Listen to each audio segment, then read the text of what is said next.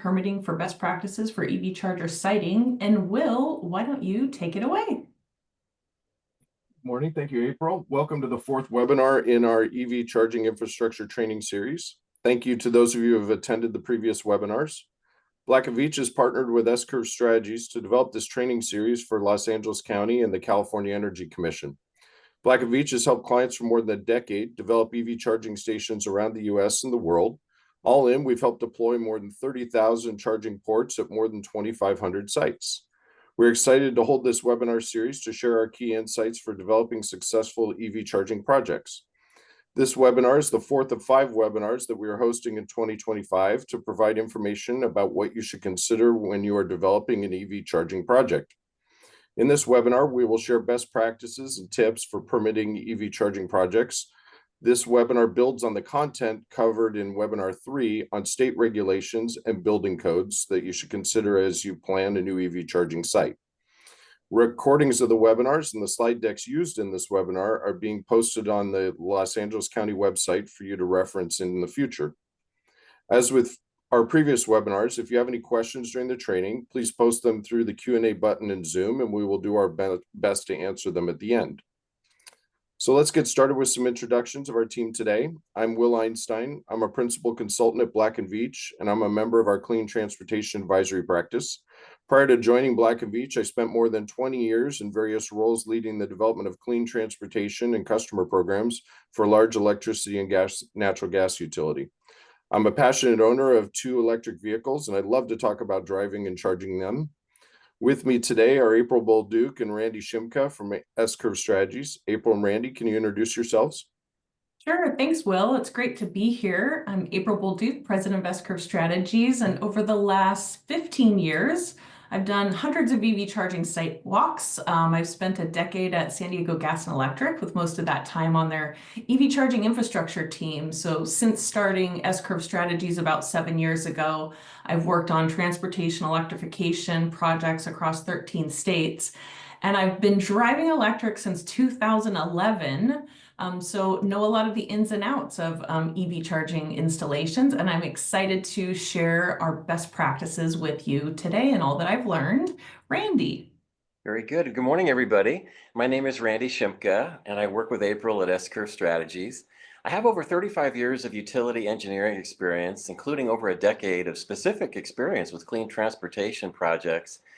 I have degrees in electrical engineering and a professional engineer credential for the state of California. But more than that, I'm super passionate, like Will, about EVs, and I'm dedicated to walking the talk when it comes to driving my EVs. And my family and I have taken many all-electric EV road trips over the years. And of course, it wouldn't be a road trip for me if I didn't take some side trips to visit some of the new and various EV charging stations that are being installed. So we're in a really great time here in California. There's a lot of new charging stations being installed, and it's just a great time to have an electric vehicle. So as usual, I'm very happy to be here with you this morning to talk about EV charging and best practices around permitting. Great. This session is part of a comprehensive 5-part webinar series that we designed specifically for municipalities across LA County and those looking to install EV charging in either commercial, residential, or fleet locations. Each session builds upon the previous, covering strategic site selection, business models and financing, regulations and implementation. Today's session is on permitting process. And then in part 5, we're going to cover site design and operation. So make sure that you visit the county's website to view the recordings of the previous trainings to gain just the most comprehensive understanding possible of how best to site EV charging. And let's take a look at our agenda. Our agenda today covers several crucial areas. We'll begin with the best practices for streamlined permitting. We'll then examine the permitting checklist for installers. We'll review the importance of understanding the difference between new versus existing electric panels. And we're going to discuss utility timelines and the best way to work with utilities to move your project forward quickly, and how to overcome common challenges. And then finally, we're going to wrap up with some resources in a Q&A section. So why streamline permitting? So streamline EV charging permitting, California should be the most straightforward place to do your EV charging installation. And that's really vital. It positions California as a leader. And for municipalities, it's important because it boosts economic development. And then it also reduces staff time when you do have these streamlining permitting processes in place. And it provides clear timelines for installers so that they can better manage their budgets as well as their timelines. And so in our previous session, in part 3, our training on regulations, so we briefly touched on the key assembly bills requiring streamlined permitting in California. And today we're going to do a deeper dive into why this is an important really piece for jurisdictions and installers both to understand. And then also regarding AB 1236, AB 1236 mandates that streamlined permitting, while AB 970 requires specific timelines around when that permitting should be approved by the jurisdictions.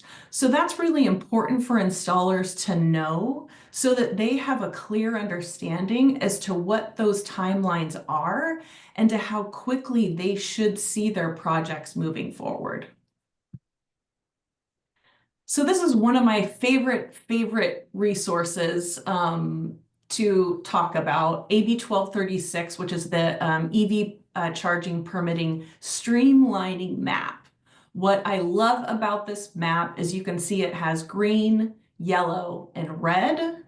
So green is the locations where cities, counties, and other jurisdictions have that streamlined permitting process in place. Yellow is they're working on it.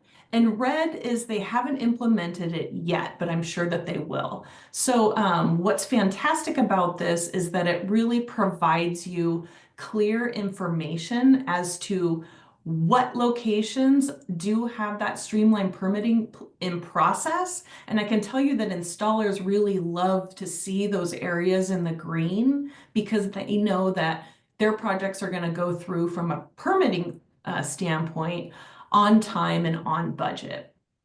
And so again, this is part of the California map. California actually manages this process with all of the cities and the counties across the state. And so just looking at these numbers here, you can see there's 344 jurisdictions throughout the state have streamlined. There's 88 that are in the process of streamlining and 108 that have not done it yet. But it's so fantastic to see that we have so many that are already focused on doing that streamlining. So now looking at, what is required for the permitting process, and to achieve streamlined status, jurisdictions must implement 6 specific measures of the 7 in the list that you see here. And that includes streamlining the ordinance, doing online permitting checklists, administrative approvals, approvals just focused on the health and safety review, so not a really exhaustive review, that they have electronic signatures, not subject to association approval, and that there's only one complete deficiency notice that goes back to the applicant if that application is incomplete. You can see on the right-hand side, this is actually the guidebook, and we have links to all of these in this presentation in our resources section. This guidebook really walks through how you can set your jurisdiction up. And also, if you've already set your jurisdiction up for streamlining, I think what's fantastic is if you go through this guidebook again to ensure that there isn't any way that maybe you could pull some of those levers and tweak some of the processes to make it even more streamlined. And Randy is going to cover the permitting scorecard for jurisdictions. So Randy, I'll turn it over to you. All right, very good. Thanks, April. So April's touched on the various criteria for a jurisdiction to achieve that streamlined status. So when a jurisdiction chooses the 6 criteria they're going to focus on, there are specific definitions of what it takes for each of those criteria to be considered complete. So for the first criterion on the list of having a streamlining ordinance, it will be considered complete if there's an actual streamlining ordinance that's been adopted by the jurisdiction. For the second criterion of having permitting checklists that cover both level 2 stations as well as DC fast chargers, this one will be considered complete if these permitting checklists are both available and easily found on the jurisdiction's website. And so the third criterion, which is administrative approval of EV charging stations, they'll be deemed complete if the streamlining ordinance states that the permit applications that meet the checklist requirements will be approved through non-discretionary permits or some similar process. And the fourth criterion, that approval is limited to a health and safety review, it has to be covered in the streamlining ordinance, and it must state that no discretionary use permit is required and permit approval will be limited to a health and safety review. So for example, this would exclude some zoning issues or parking type considerations. And the fifth criterion has to do with electronic signatures, and this item will be considered complete when electronic signatures are accepted on the city or county website. This is usually covered in the ordinance as well. And the sixth criterion relates to EV charging station permit approval not being subject to homeowner association approval. And in this case, the streamlining ordinance will state that EV charging station permits are not required to have association approval. And the seventh and final criterion has to do with how deficiencies in the application process are communicated back to the applicant. So this item is considered complete if the streamlining ordinance requires that written correction notices must cover all the issues or deficiencies that are found. I'm handing it back off to April here to discuss some resources for streamlined permitting. Thanks, Randy.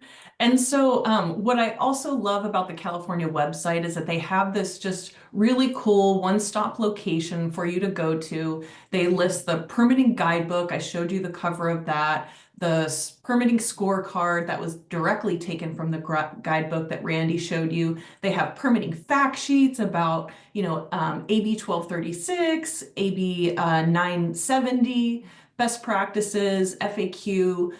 They really do a deep dive into what is that permit streamlining process look like.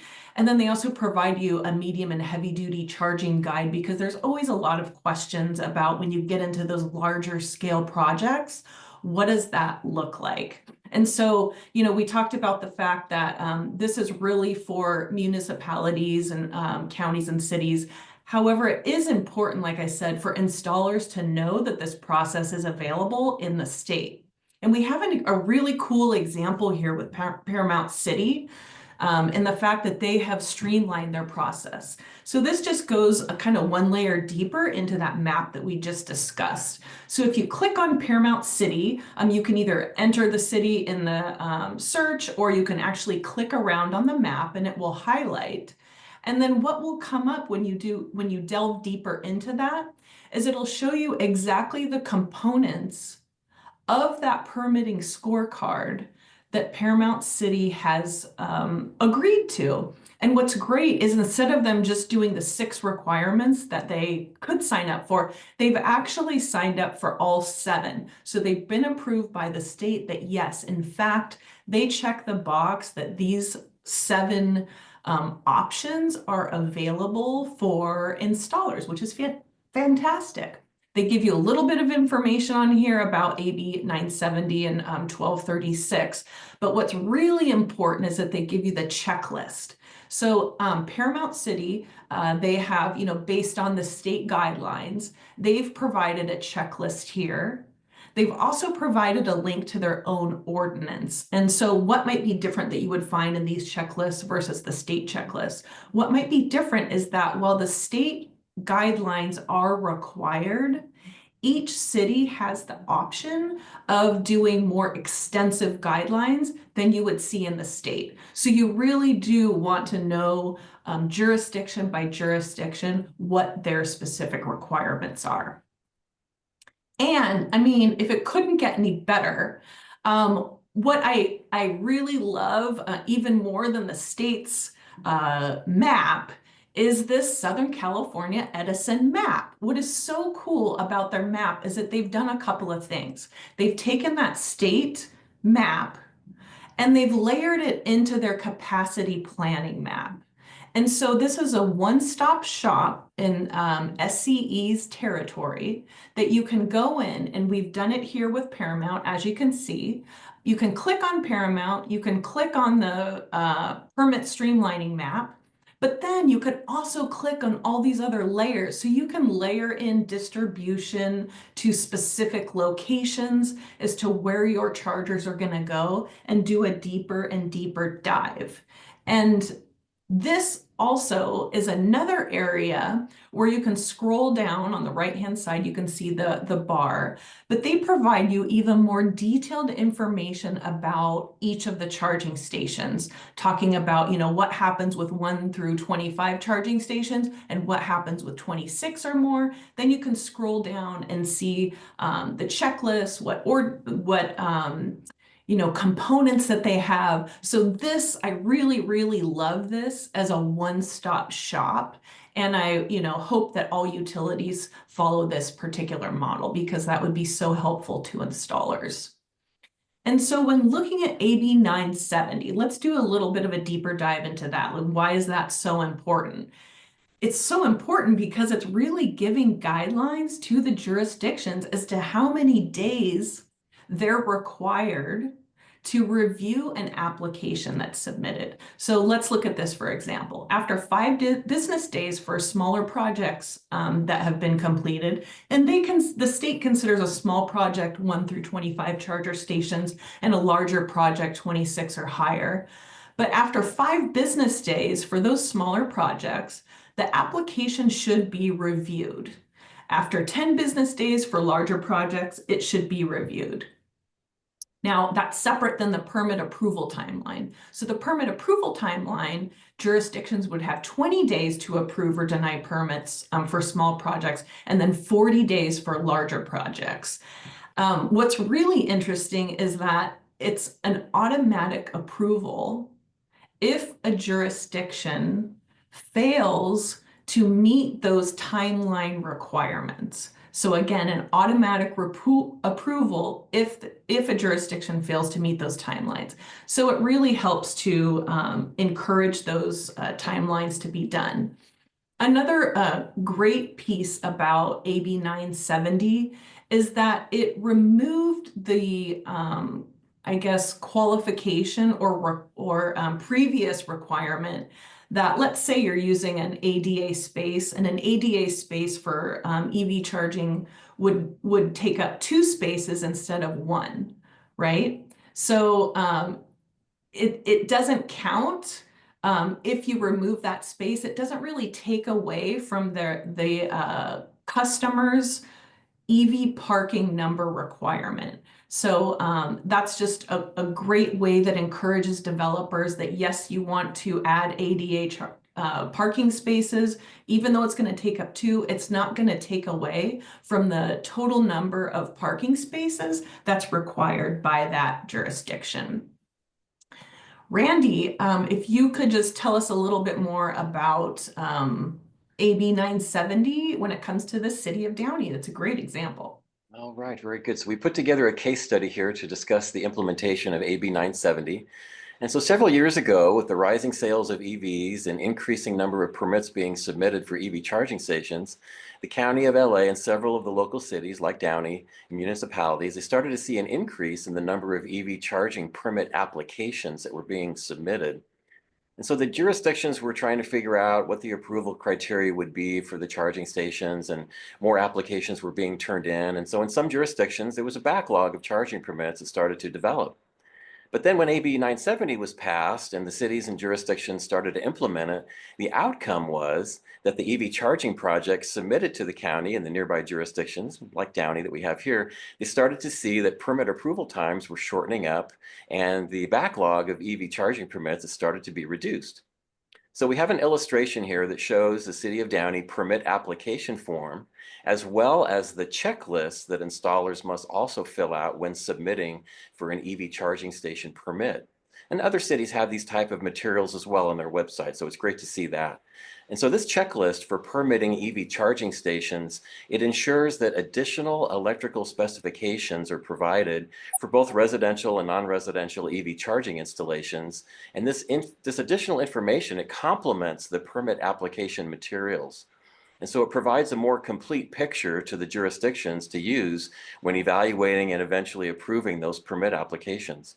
And the outcomes have been very positive on the permit approval side as well with the new timelines. And the net result of AB 970 is that permit applications are now submitted in a more complete state to the jurisdictions, and the approval process has been shortened and has indeed been streamlined. And so next up, I'll be talking about some permitting checklists that the installers can use. So we have an example here. We have a checklist example to show you from the city of Downey. And this checklist is filled out by the contractor or the installer and is turned in as a supplement to an EV charging station permit application. And the purpose of the checklist is really to help facilitate a faster approval process for the application by making sure that all the necessary information is submitted about a project up front. And the benefit of the supplemental checklist is that it helps to reduce jurisdiction staff time since fewer denied permit applications have to be processed. And since the necessary information is included on the checklist and the permit forms, the time it takes for jurisdictions to approve projects can be faster as well. So we've put together a sample checklist here, and I filled it out with some dummy data. So we'll start looking at this checklist, and you see right at the top there, we have the job address and the permit number right there at the top. And then next, we have the type of property. We've checked the box for a commercial property with multiple businesses where the charging stations are going to be installed. And then the checklist asks for the location and the number of chargers. So we've entered 14 into this parking lot location form. And then we have a short description of the work that's covered by the permit. So we've entered in install 14 level 2 EVSE on an existing electric service to try and be as clear as possible about the proposed job. Here on the next page, the checklist asks for the name and contact information for the applicant and the contractor and the owner.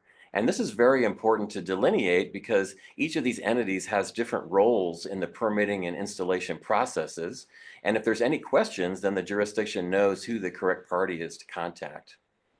And so next, the checklist will ask us to identify the charging level for the equipment that will be installed. And of course, in our case, we put down level 2 stations. And so we check that box. And the maximum rating, or what's called the nameplate rating for the EV service equipment or charging stations, is 7.7 kW each. That's a very standard level 2 charging station power level. And you arrive at that by multiplying the maximum current by the maximum voltage, as we show there.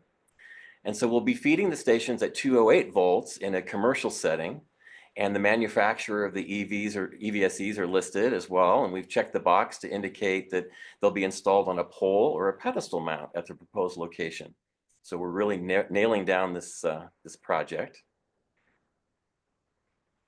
And as we move through the checklist here, it's also important to note that your contractor or electrician, they'll be very experienced in filling out these forms. And so you don't have to be the electrical expert. So we're going through this here just to show some familiarity, but your contractor or electrician will certainly be doing this. So under the category of system voltage, we've checked the 120/208 3-phase selection because that's what applies in this commercial setting for level 2 chargers. And the rating of the main electrical service equipment is a 1200 amp panel, and that services the businesses on the property. And for the 14 level 2 charging stations that we're putting in, the maximum load for those chargers is calculated to be 323 amps.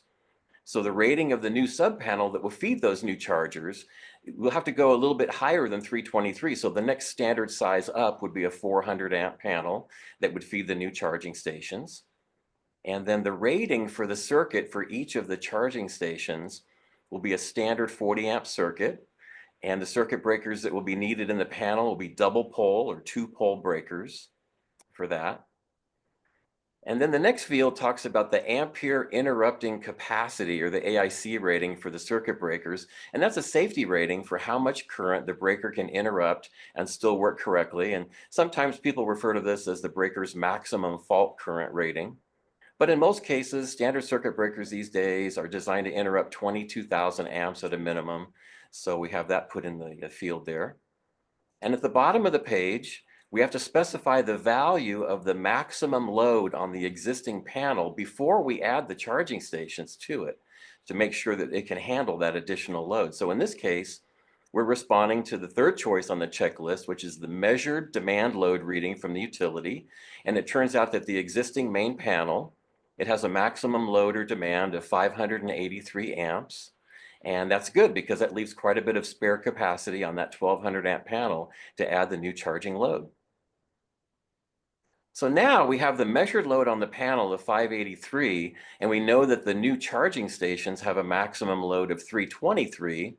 So those two numbers get added together to represent what the new load will be on the existing panel after the chargers are installed, and that will be 906 amps, but still well below the 1200 amp rating on the existing panel.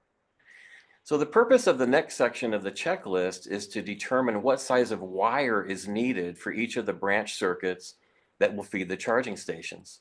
For a 32 amp charger rating, which is a continuous load in the National Electrical Code, that requires a 25% safety multiplier, which means that the wire size in our case has to be determined as though they were carrying 40 amps.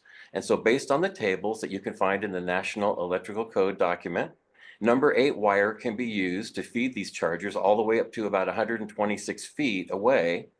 But number 6 wire must be used if the run is longer than 126 feet, but less than 200 feet. So the wire size needs to be larger for longer runs. You make it look so easy, Randy. So it's such a great point that we don't all, if we're not an engineer, we don't all have to know this stuff. That our electrical our electricians will figure this out for us. So this is awesome. Yeah. Anyway, without that checklist, it would be easy for some of that information to not get put into the application. Exactly. That's a great point. All right, so we have a case study here that talks about leveraging AB 1236. And this is to make the permitting process for EV charging stations easier for all parties. And as I mentioned before, sales of EVs were rising, and so were the permit applications for EV charging stations. And so as part of the compliance efforts with AB 1236, the County of LA, and along with the other nearby cities as well, they've implemented an expedited and streamlined permitting process for EV charging stations. And they publicize these processes on their websites to make permit applicants aware of these processes. LA County, for example, has a document on their website that they call Article 85, and it outlines information about the permitting process for EV charging stations. And they've also included a permitting checklist within Article 85 that includes materials from the state's Zero Emission Vehicle Guidebook as part of the materials for complying with AB 1236. And the ZEV guidebook, it provides additional checklist information for both residential and non-residential EV charging installations. And the outcome of all this has really been a very successful streamlining of the permitting process. And applicants are now turning in applications that are more complete, and they're able to receive those permits more quickly, which saves both time and money for them, as well as the jurisdictions that are processing the permit applications. So it's been great. That's great because it's also so important for installers to know that these processes are in place. And now let's do really a deeper dive into, so when we're talking about all these electric panels, what does it mean from a new electric panel versus an existing electric panel? What should the jurisdictions know? And then what should also installers know? Oh, very good. So in my mind, choosing what type of a panel solution you're going to use is a very important aspect of the design of the project. So if you're considering a new electric panel for your EV charging project, this usually means a new electric service as well from the utility. And so a new electric service and panel, it can be ideal for new construction, or even if you're doing major renovations at the site, and it can provide plenty of capacity for multiple EV chargers or for future expansion at a later time if you want to grow the site later. Of course, there's higher upfront costs for a new electric service and the panel due to the new equipment that has to be purchased, and maybe a new transformer has to be added and so forth, and the associated infrastructure and wiring. But a new panel also ensures compliance with the latest and greatest electrical codes and standards, and it minimizes the disruption to the existing electrical system during construction, where the power might have to be shut down for things to be worked on and so forth. And so finally, a new electric service and panel will be able to take advantage of current or even future EV rates from the utility because the chargers will be metered separately. And so when it comes to using an existing panel for your new EV project, this choice can be more cost effective as well because you'll be using a lot of the existing electrical infrastructure that's already on site. And so using the existing panel can make for a faster installation, provided that the panel supports the new charger's electrical requirements like we just went through in that previous example. And of course, this is limited by the available panel capacity, and it requires load measurements or calculations in the permitting process to demonstrate that you're not going to be overloading that existing panel. And so one thing to keep in mind is that using an existing panel now could mean that an upgrade to the panel in the future might be necessary if additional chargers are installed or upgraded, in that future. And it seems like more people want future chargers when they see how successful it can be. All right, so now we're going to talk about electric panel planning. So we have some items here on the slide here that talk about planning.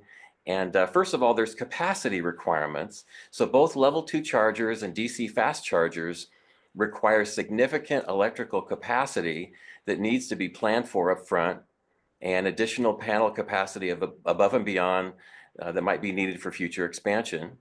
And an assessment of your current infrastructure is needed to determine if a new panel is needed or whether the existing panel and infrastructure might be able to be used. You'll need to evaluate that existing panel to see if they can handle the additional load and determine if upgrades are going to be necessary. And when it comes to planning for the EV charging project and preparing permit materials, there are load calculations that need to be completed to determine loading levels on the new charging equipment. And your contractor, of course, will be coordinating this process to prepare the necessary materials for the permit application. And what we like to say is that a thoughtful planning process now can save time and money in the future when additional charging equipment might be needed. So additional items to consider in the electric panel planning process are cost considerations. You need to factor in the cost of the new panels and infrastructure during the budgeting process for the project to make sure that you have the funds necessary for this additional expense, if that is the direction that you want to go in. And when it comes to the actual scheduling of the charging project, you'll have to ensure that the timeline of the project takes into account the necessary lead time for new equipment and the infrastructure. And there can be significant lead times for some of this equipment, especially transformers and larger panels or switchgear. And finally, from a regulatory compliance point of view, new panels and infrastructure will have to meet the new code and safety requirements in your jurisdiction. So you need to allow appropriate time in the project schedule for this work to be completed. Of course, your electrician or contractor will certainly be a big resource for these items as well. And now comes the fun part. I have some pictures to show of some of the work that I've done in the past on electric panel examples. And I like to say a picture is worth 1,000 words. So here we go. We have a simplest case here on the left, which is a residential charger. This is what a panel looks like for a typical residence as it is being installed. And we call this an all-in-one panel because it has a meter socket on the left, a main breaker on the top of the right section, and a space below that for all the branch circuit breakers that would feed everything in the house. And this is where a separate circuit breaker would be installed that would feed an EV charger. So the next example shows a small commercial set of panels that would feed a few charging stations. And in this case, there were 5 level 2 charging stations that were attached to this particular pair of panels. And they can be separated as necessary, even though they're close together in this picture. So the left panel is placed by the location where the utility feed comes in, and the right panel is located more by the charging stations, and they're connected by that piece of conduit there in the middle.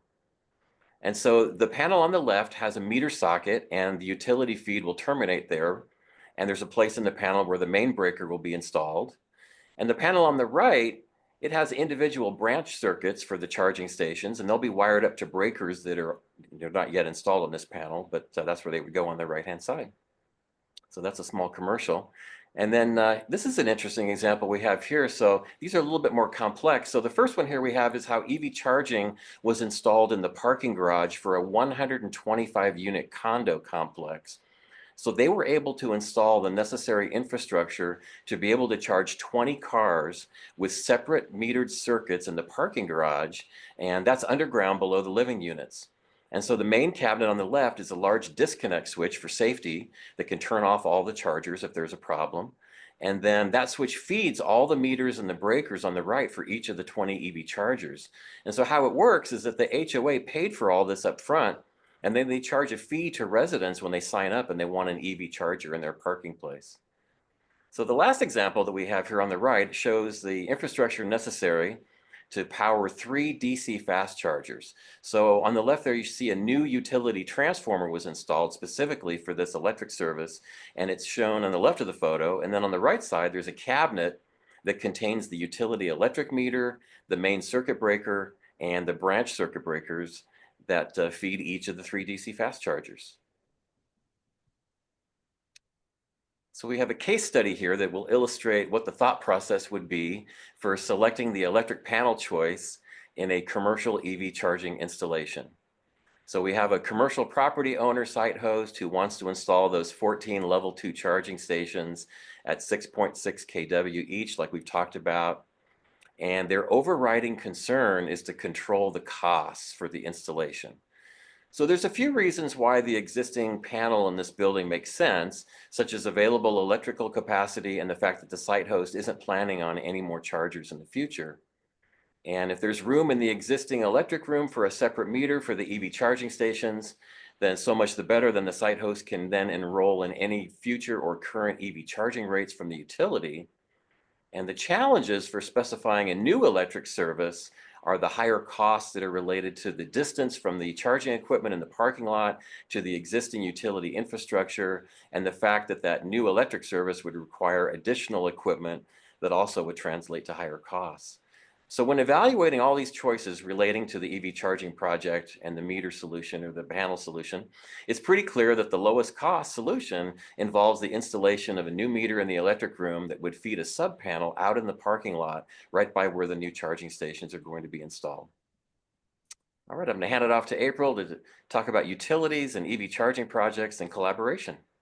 Thanks. Randy, you've already, really demonstrated how involved the utilities are with all of these projects, especially when we're getting into these larger installations for commercial locations, multifamily locations, maybe even fleet locations. So this will be great to do a deeper dive into how specifically you collaborate with utilities. And if you could tell us just a little bit about, what does this timeline look like? Like how much is this adding to my project? If you could walk us through that a little bit. Okay. Of course, I have to caveat this with saying that these are just estimates, and projects can vary widely depending on the nature of the project. But utility-sponsored EV projects in California, of course, they involve multiple steps. And so we have here an approximate timeline with the key steps and some typical durations that I put together. And so, of course, like I mentioned, they can vary, of course, depending on project complexity and site conditions. And we'll start off here talking about the initial customer interest and application phase. Maybe 1 to 4 weeks for this step, and it includes site verification, basic project scoping, and so forth. And the second phase here, the application review and approval period, I would say 2 to 8 weeks. This is where utilities or program administrators review the applications for eligibility and feasibility. And then the next step would be the site assessment and design phase, which can be, say, from 4 to 12 weeks, depending on the site complexity. Utilities would conduct site evaluations and assess electrical infrastructure and develop design plans. And for the permitting phase, the approximate time frame there is maybe 4 to 16 weeks. And it consists of preparing those submittals we talked about. Local permits and checklists are submitted. And if the site host or applicant is constructing the project themselves, maybe even with rebate funding, then in this step, they would be working with the utility to get a service request issued for a new or upgraded electrical service if they need that. And in addition, depending on what the project scope is, they might also be working with the utility on an interconnection request. And this is where there is some generation resources perhaps being installed, such as solar or battery storage. And so the interconnection request, it ensures a safe connection to the grid for these type of resources. And so the utility infrastructure upgrade period, I would say, is maybe 8 to 24 weeks, depending on the project. If grid upgrades such as transformers and other infrastructure are needed, then in this time frame, utilities would complete that work. And then the next phase would be for procuring equipment, and it can last from 4 to 12 weeks, maybe even a little bit longer in some cases. So this would consist of ordering the charging equipment and other related electrical equipment. And the installation and construction time frame, I would say maybe 6 to 16 weeks. Physical installation of the chargers and customer side infrastructure are done. And this time period can be variable as well because of delays that always seem to arise during the installation and construction process. So the energization and commissioning time frame, 2 to 6 weeks, that's where the final grid connections are made and testing and equipment commissioning would occur. And the total timeline for all these processes, I would say, would be between 6 and 18 months, depending on project scope, site readiness, and utility scheduling. Some things can be done concurrently, of course, which is good, but it really takes some good project management to keep all the tasks and processes on step and moving forward there. Very good. So I'm going to hand it off to April here. We're going to talk about collaboration. Yeah, and I think it's such a great point because when you look at that, potentially 18 months for one project, that's a lot. And so that's why it's so important to have any piece of these key components that we can streamline, especially for permitting. If we can get that through and get that done quickly, then it's really up to the work of the utility and then also the installer to move this project forward. So and thinking about kind of the predictability of these utility timelines, as you've demonstrated there, it really is hard to predict. And so some of the challenges are that the utility assessments can take weeks. We've talked about that due to the site and power requirements, but they really vary based on utility grid capacity or what's required for infrastructure upgrades. We talked about the permitting process, but the solutions focused on installers would be, for them, if these timelines are reduced, it can help streamline their project planning, their downtime, and help really optimize their resources. For jurisdictions, having those transparent timelines can really attract more projects to their city because those installers know that those are the go-to locations where they can get projects done quickly, and that is a huge motivator for them. For customers or for the applicants, that gives them that kind of clear, kind of focus on the project, but then it also builds up trust and satisfaction with those customers. And then, of course, the communities are going to see, installations take place more quickly. And when it comes to that effective utility collaboration, these are some key points on how you can do this really efficiently. So you want to outreach to your utility during your planning process. So not after the planning process, you want to reach out to them either during or before the planning process, because building a good relationship with your utility really makes sure that you're going to get that faster service. When they know that your project is coming, they can even, mentally and note that into their pipeline. And understanding their requirements and really sharing all the specific details that you have, like the number of chargers, expected load, and timeline, that's going to help them facilitate your project forward more quickly when you have that initial communication with them.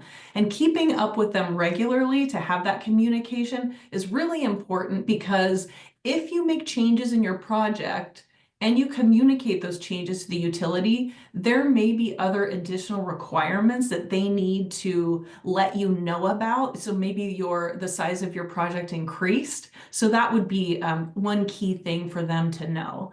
And then when it comes to incentive projects, just always reach out to your utility because they may have incentive projects or incentive programs that can help you reduce your costs.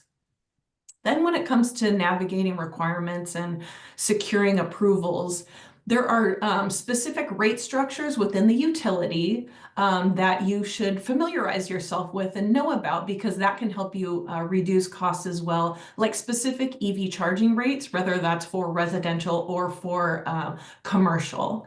And then complying with standards. So whenever you're submitting something to a utility, there are going to be specific standards that you need to meet. And that's why, as we were discussing earlier about those EV checklists that the city had, we referenced the city of Downey, which did a great job on theirs. You do need to comply with those specific standards. And then just ensure too, documenting, reporting everything that you have, because all of that information is going to be needed. And that's what's great when you have a certified electrician that you're working with, because partnering with that local certified electrician to you, they can really help walk you through this process and ensure your submissions are complete. And then also talking with the utility and their engineers. That can help with the utility schedule what their processes are and get you in the queue so that they know that your projects are coming. And then two, you may hear this term make-ready services. So with the utility, when it comes to utility make-ready services, what they're talking about is making the site ready for charging. So you may hear the term like a make-ready incentive that a utility has. And really what that means is they're providing some type of incentive or some type of a rebate to make the site, help you make your site ready for EV charging. And that's preparing the electrical infrastructure and everything that goes with that, as well as the new charging equipment. And when you schedule that work, you're going to work closely with the utility, especially if you're using their programs. So that's going to help ensure that you have timely completion with each of those projects. And on that cost management piece, when it comes to these make-ready programs, you're really going to want to have the utility explain to you and understand who's responsible for which side of the cost, because every program is different. So every utility that it's offering a program like this, a lot of times they structure their programs maybe different than their neighboring utility. So ensure that you understand who is paying for what components of that project so that you can factor that into your budget. This gives you just a really quick outline and a diagram. You'll hear when you're talking about these projects, the utility side make ready and the customer side make ready. Well, what does that mean? So you'll see here exactly what that means in this kind of delineation. On the left-hand side, and we're looking at the transformer to the meter, that's the utility side make ready. And when we're talking about the customer side make ready, that's from the panel onto the charging station. So that just gives you an overview, a little bit of a deeper dive into what that make ready side means. And when it comes to, these utility incentive awards, there's specific criteria around them. So some of this criteria includes ensuring that you have a licensed electrician, and specifically a licensed electrician that is trained in EV charging training, so EV charging installation training. And most of those utilities will have a list of the approved engineers on their website. Those projects that get approved most likely are in disadvantaged communities or other high-need communities. You're going to comply with hardware criteria, potentially, and most require that you're on some type of a time of use rate or an EV time of use rate. Permits are required, so you'll want to keep good record keeping there. And how they tend to prioritize these incentive projects are through attributes like maybe your chargers are located in a public charging location, and you can see that those charging locations are going to get prioritized higher on the list of approvals, that you're filling some type of charging infrastructure gap that can help them meet the state's EV goals.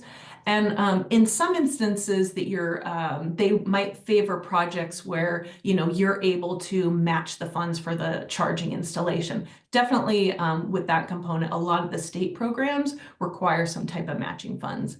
And then on larger scale projects, they like to approve larger scale projects because their funds can go further on a per port process.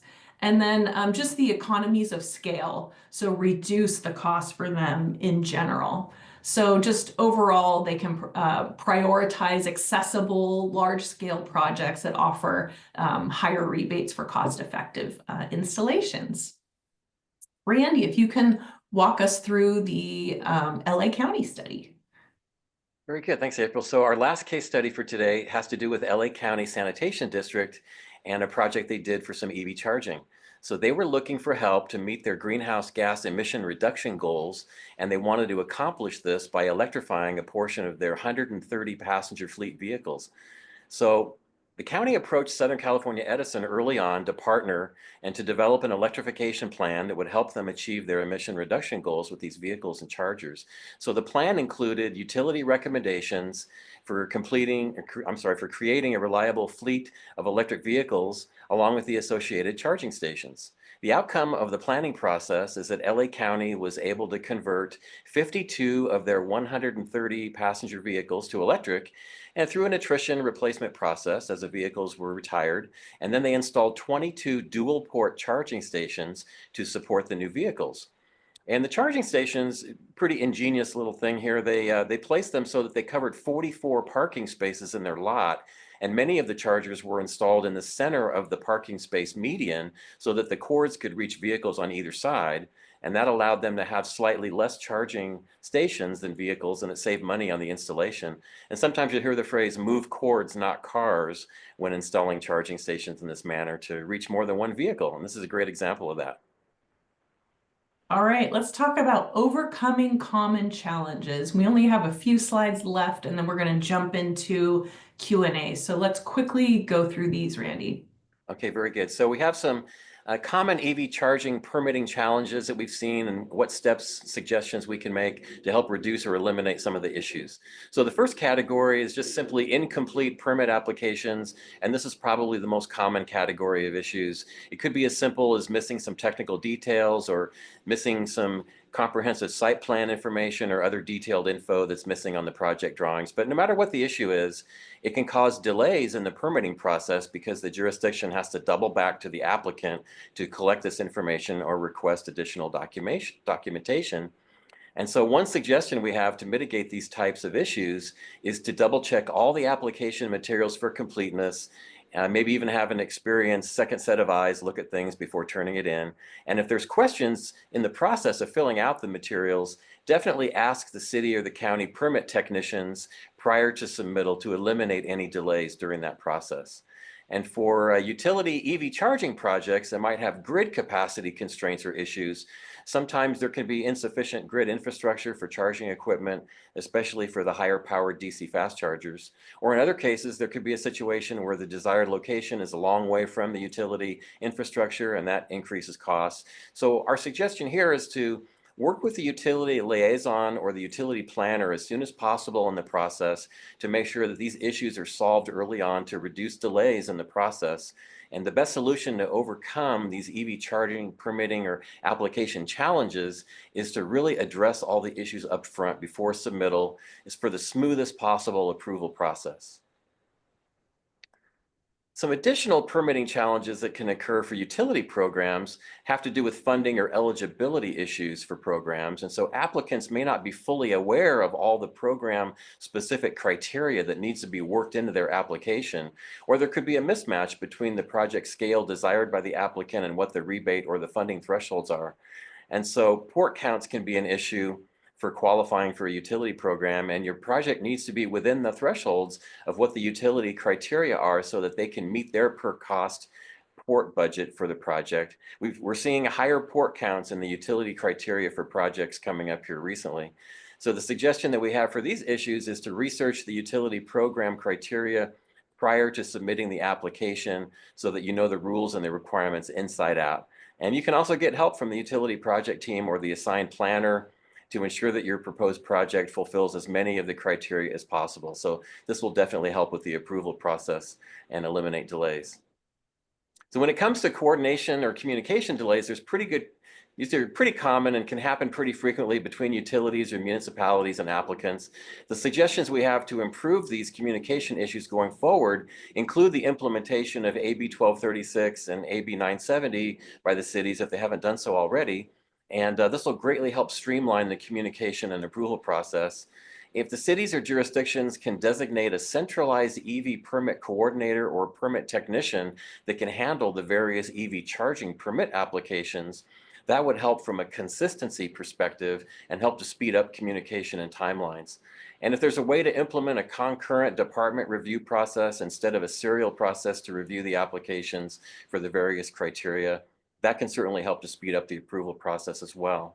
And since EV charging projects are fairly specialized from an electrical perspective, conduct internal training programs to get building and permit department team members more up to speed with the various aspects of charging projects, and especially since the rules and requirements do change from time to time. So these suggestions should really help with the overall processing timeline and improve efficiencies when it comes to the review and approval process for EV charging applications.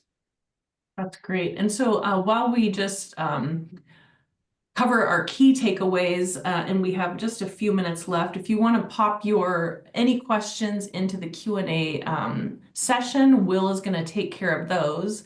And while you do that, I'm just going to go over our key takeaways, which is to review streamlined permitting processes. We'll provide you those resources. When panel upgrades, you're going to want to right size and locate the electric panel. That's really going to help you balance out what your timelines are and help you reduce costs. When it comes to engaging with the utility and planning, ensure that you're navigating their requirements and securing approvals for EV charging, and doing that by collaborating with utilities and really getting to know what their requirements are. And then using the maps and code resources that we provided you, because those are fantastic tools for LA County and really anyone in California doing their projects. And so, Will, if you want to just jump into some of our resources, and we're going to stay on just a couple of minutes extra and answer some questions. Will, I think you might be on mute.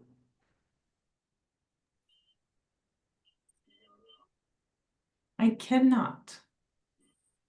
All right, so I'm going to go ahead and go over our resources. We have here for California GoBiz EV charging readiness. We have some links to the permitting guidebook.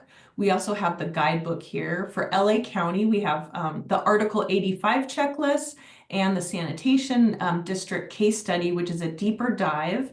And then also for the city of Downey, we have the building and safety permitting process, as well as their permitting checklist. So I recommend you check those out. We'll also have the links to the map here, and you'll find these in the recording of the video that are going to be posted on the LA County website.